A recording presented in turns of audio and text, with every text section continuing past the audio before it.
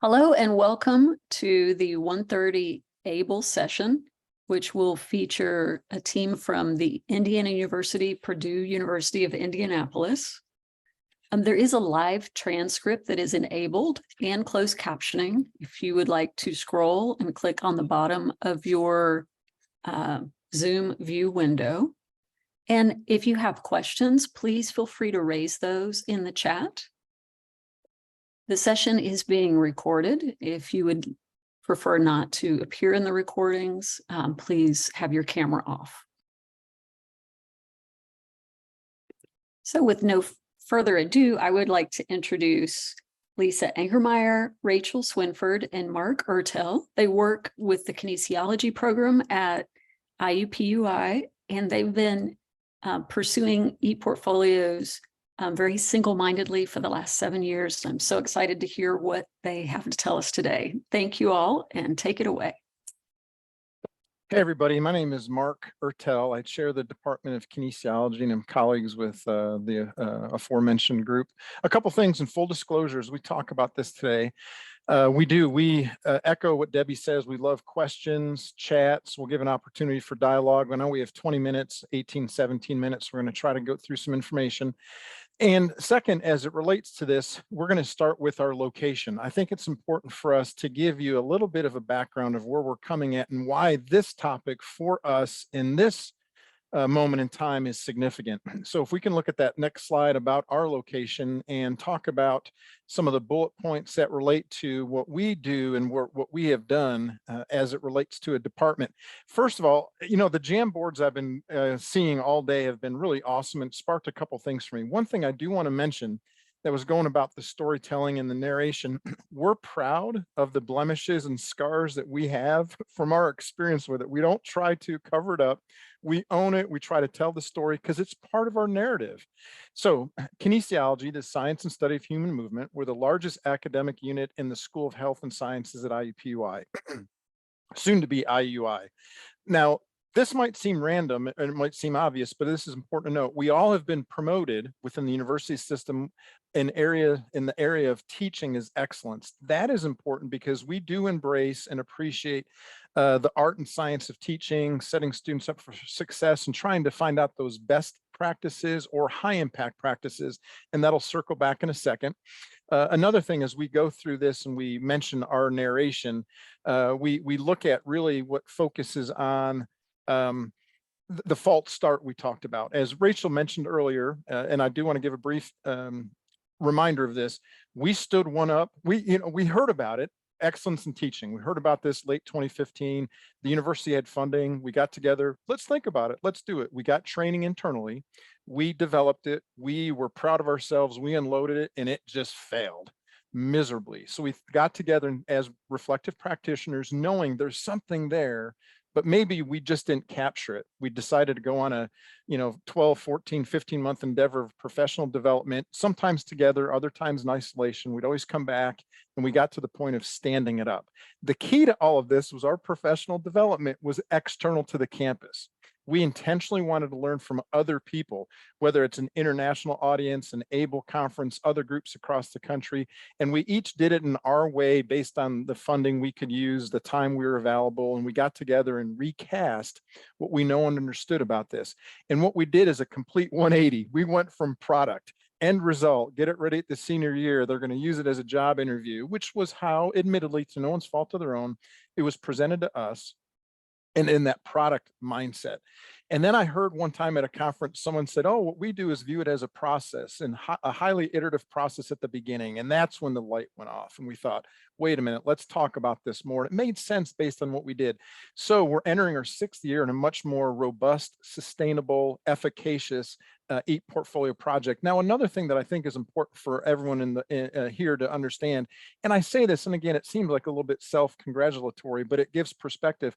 We as a department have prided ourselves over the years, and all of us have a hand in this, and we won a national award on inclusive excellence because we also understand students see things maybe perhaps differently than we do, and we want all of our students to see themselves successful in our program.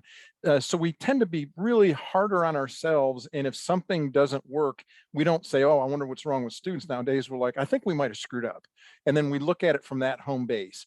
And I think that's powerful. I chair a department and I've never been undefeated. I never say I'm perfect. We make mistakes and we learn from them. And one of the largest ones we did is really looking at students as collaborators. So this next slide, I want to focus on the 3 things that we did as it relates to this. We came at the first mark of this with, here's what we're going to do as a e-portfolio, and you as students are going to listen. And it just did not resonate. So then we said, time out, let's start talking to students, our prospective students, the students that experienced it, and we use them as collaborators, which we'll touch on a little bit more. We also allowed for choice and platform, much to the chagrin of many people on our campus who wanted us to use the native tool in the LMS. We thought there's going to be a better way. There has to be a better way, and giving students a sense of agency, autonomy, options is very inclusive and is exemplary of inclusivity. And we also want to give them a voice. Let's hear what they think it should be about. Let's give them choices of how you want to do that. And we're going to touch about that in a second. So in essence, what we looked at is a 3-pronged approach. Now, the reason we looked at this is in how all of us, again, teaching is excellence, having different training and backgrounds in our pedagogy. We are project-based learning. We are high-impact practice. We're self-determination theorists, where we like to offer students autonomy, relatedness, and choice. So that's how we grounded on. We said, wait a minute, why don't we practice in this medium what we've been practicing over years? Instead of it being top down, let's invite students to come along on this journey and partner with them instead of teach at them.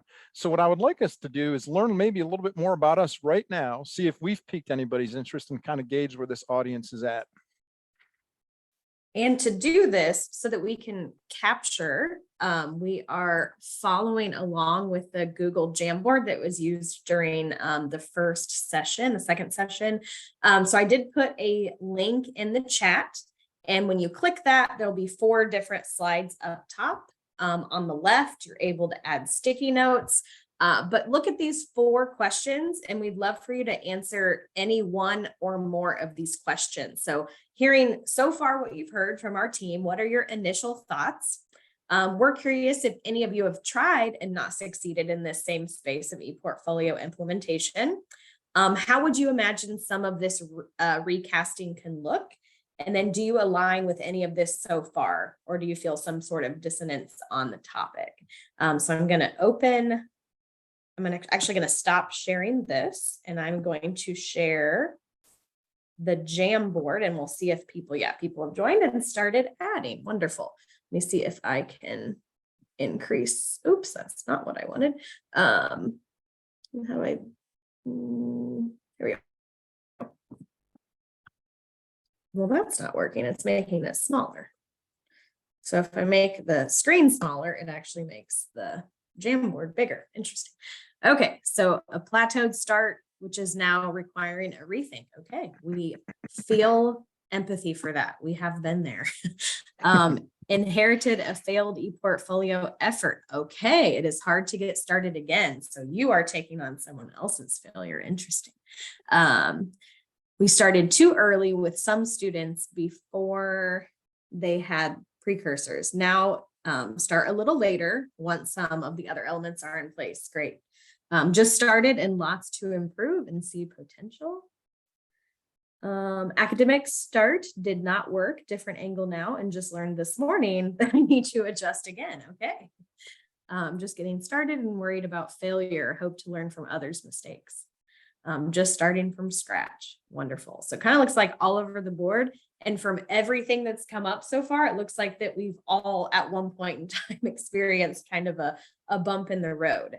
And I love learning from others. I mean, how better to learn from somebody else's journey. So we have a feeling we need to readjust in our first year. We're hoping that learning from all of you over the past 6 months will help us implement more successfully. Awesome. I think our biggest struggle right now is connecting with project-based interns, hip-focused disciplines with liberal arts and the skills learned practice in those curricula. Absolutely. Program has grown beyond original expectation. Now need to address how to make the ePortfolio work for a larger group. That's great. That's a good problem to have. Absolutely. Yeah. All right. Well, I will stop sharing that and feel free to keep working Yes. there with that along the way. So back to this. I'm gonna go on. So I feel like we have about 8 minutes, so I'm going to accelerate through this, and I'm up for these two, correct? Yeah. So again, here's what we looked at. Students, is if I were to distill any of our advice down to all of you, first of all, it would be 2 pieces of advice: embrace failure, don't worry about it, feel good about it, learn from it.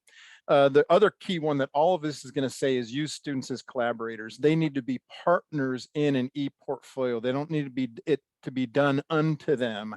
You need to really meet them where they're at so they know and understand it, and then they'll express themselves in ways that make more meaning. Let's go ahead and go to that next slide, Rachel, if you don't mind, simply because, oh, was that it already on that one? Okay, another discussion, because I think we have about 7 minutes left and I don't want to hog up all the time. Yeah. So if I you'd think like this is fair. Yeah. Yeah, on the Jamboard, if you go to the next slide, it's going to ask these questions. How do you involve students in the creation and delivery of ePortfolios? And have you solicited direct student feedback about the ePortfolios in your classes or programs? And if so, what lessons did you learn? And if you're not able to get to that Jamboard, just feel free to answer in the chat as well. So at the top, if you click on the next slide, awesome, we already have some in here. Tapping key faculty to develop assignment prompts for signature assignments. Okay. They will invite student feedback. Great. This summer, working with 2 students to design the website. They are trying, that's great to have a small pilot and get feedback. We did a code design process with students.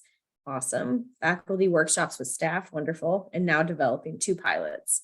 But co-design is that supposed to say mantra maybe? Would love that.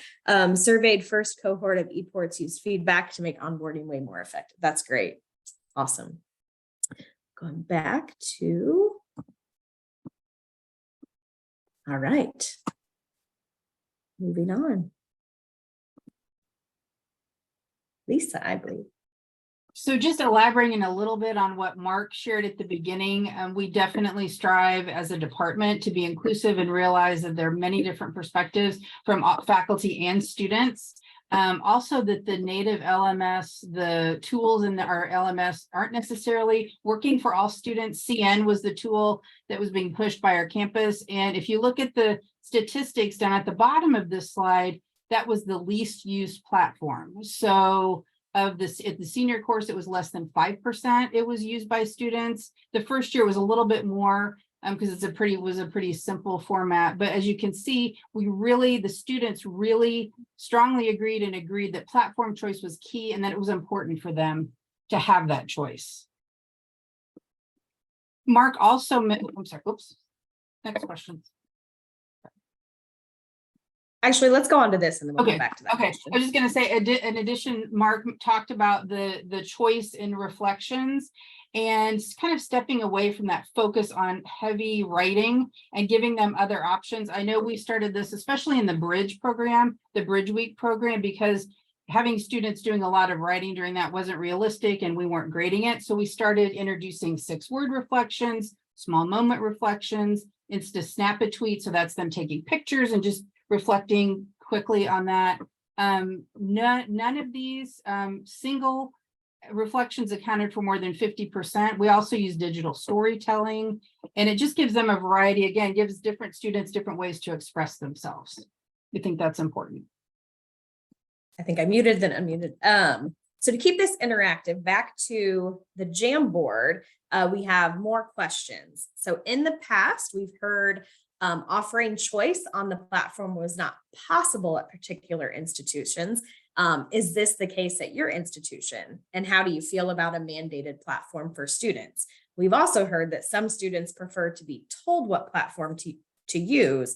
What do you make of this line of thinking? So curious with this, what are your experiences on platform, whether it's mandated or choice? And we'll go back to the Jamboard for a second and go to the third slide now. Wow, there's a lot here. How do you support multiple platforms? So we are lucky at IUPUI to have an ePortfolio studio that uses peer consultants, and they are able to provide direct support to students. I can tell you from my experience teaching, I oftentimes will show 3 platforms, Wix, Google Sites, and Course Networking. Starting in January, Google Sites will be the only one that is an IU version. And I give time in class to allow students to try using each platform, then they can decide. So I know a little bit about how to use each platform, not a lot. With technology, I often rely on peers to help when students run into issues. So that's how we support it. And we also don't focus a lot on overall program assessment data for our ePortfolio. It's the student focus of the ePortfolio. So a lot here. We have flexibility within the confines of IT system support. Tried platform choice for 2 years. All students chose one platform organically. So we removed the choice and went with one they chose. Everyone's happy. I'm really interested to know what platform that is. Wix is the #1 platform that our students choose. We're going with supporting one platform, and others can be used, but will not help. Okay. When considering potential FERPA issues, sticking with a single paid platform may allow for greater privacy. Absolutely. We've been happy with CN ePortfolio. We roll it out in our first year experience courses. We have a small IT support team, so one platform is important. All right, so keep reading those as they are coming in. And I believe we have a few more slides here. Oops, moving backwards. Oh, wait. I think we'll skip that one for now. And we can go to basic questions.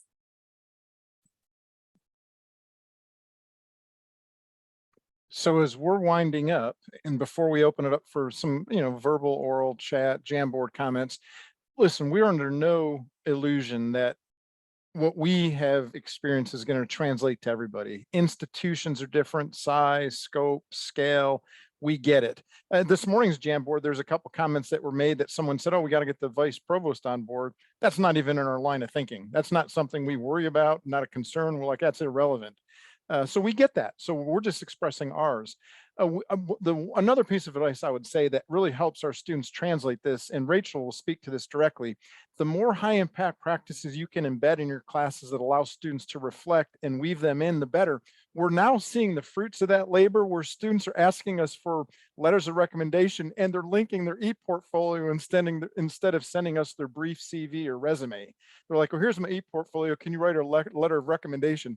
That was not an intention. It wasn't an aspiration, but what a better testament for them getting it over a period of time. So that's another piece of advice, and any class can embed a high impact practice. That's just something that you should really reflect and grow. And then in our instance, at our moment of time, elevating voice and choice truly made this sustainable. I can assure you, if we didn't do it at the time we did it, I wouldn't have been an invested faculty member of this. This would have been a checkbox recipe, tell students what to do.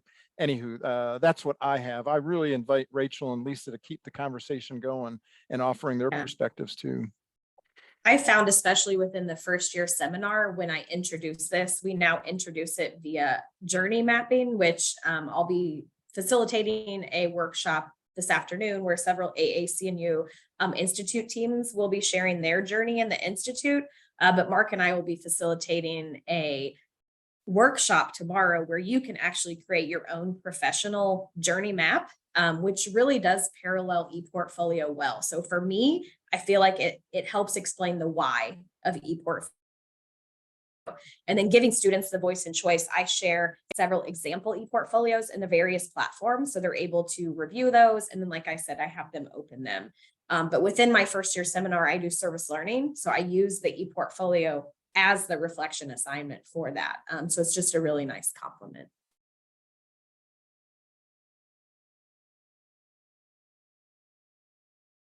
So moving back, the last question we had for you was, have you explored various reflection modalities? Do you have a preference, or do you simply do just written narrative? And have you noted students engaging with choices, whether that be on platform, reflection, or anything within the EPO, any type of choice there? And with that, I will share the Jamboard and see if we have anything coming in on that 4th slide. I love this. Just co-constructed with students, some prompts. Love that. I'm gonna write that one down, actually. Love it. Isn't it great when you do a presentation and then you actually learn more maybe than other people? And I think we're able to save this Jamboard. So yeah. What else? Other thoughts, questions? I'm going to bring up the chat to see if we have any questions in there. Oh, it's time to close. So did it this morning just because they were scared of the white paper. Love it. And I will say, in my opinion, I would much rather grade something such as a small moment reflection or a digital story rather than a 5-10 page paper any day. All right. So I'll stop sharing and we will entertain any questions you have. Or comments, thoughts, suggestions. Just a comment that it's been really useful going. I mean, y'all have been so great in sharing your process as far as that goes. We've gotten a lot of great ideas about tracking progress in this case and not defining it as success or failure, but mainly just, again, that sort of journey map mentality has been really helpful in thinking about moving from spot to spot. And even, again, kind of reiterating that idea that a portfolio is to a degree, a journey map in terms of a individual learner's journey and the skills they're acquiring, and in the same way we're tracking progress as well as successes and failures and using them all as data points to kind of go along. So thank you all for that. Well, I want to thank you all so much for sharing today. It's always great to hear what your team has been doing and all that you've survived and thrived and have so much to contribute to these conversations. So thank you so much.